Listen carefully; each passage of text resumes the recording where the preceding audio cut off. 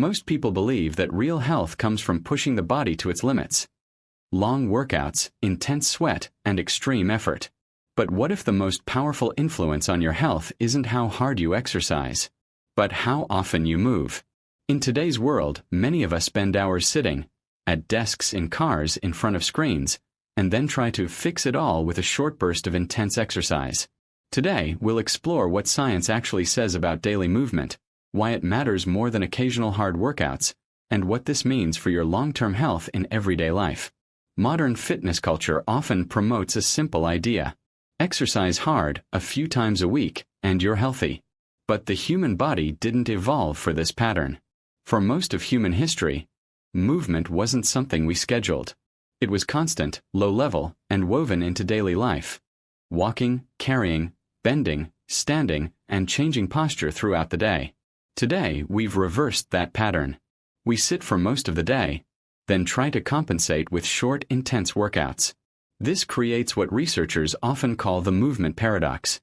You can meet exercise guidelines and still be physically inactive for most of your waking hours.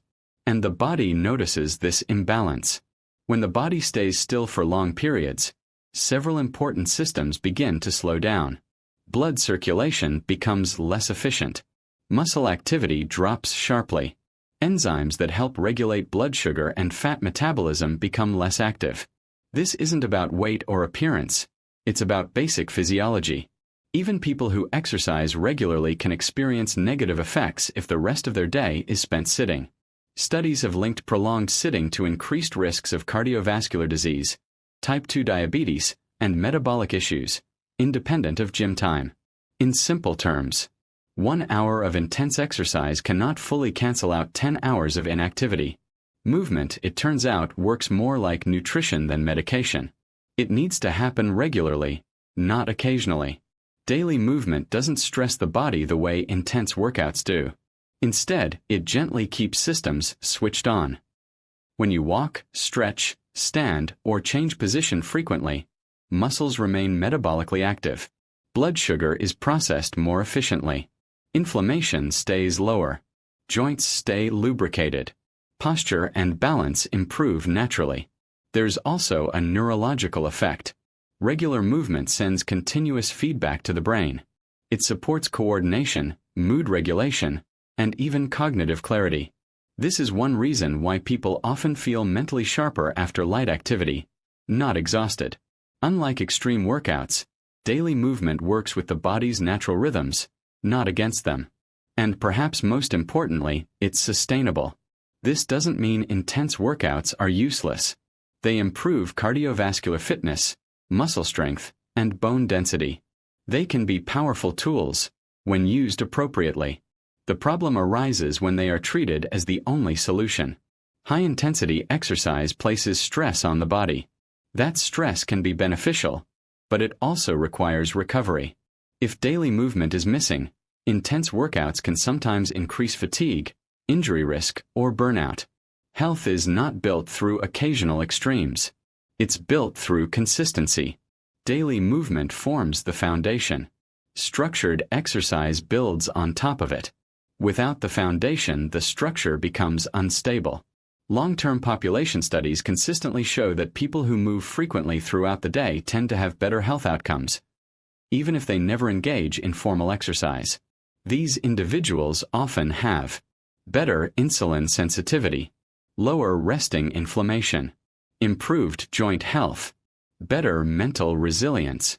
The key factor isn't athletic performance, it's movement frequency. In contrast, people who rely solely on intense workouts while remaining sedentary the rest of the day often see diminishing returns over time.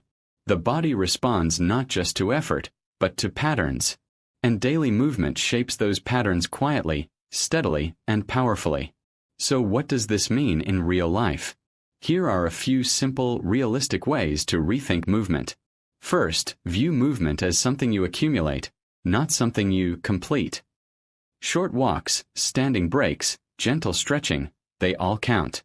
Second, reduce long, uninterrupted sitting whenever possible. Even standing up for a minute every half hour can make a meaningful difference. Third, choose movement that feels natural and repeatable. Walking, light cycling, mobility exercises, or active hobbies are often more sustainable than extreme routines.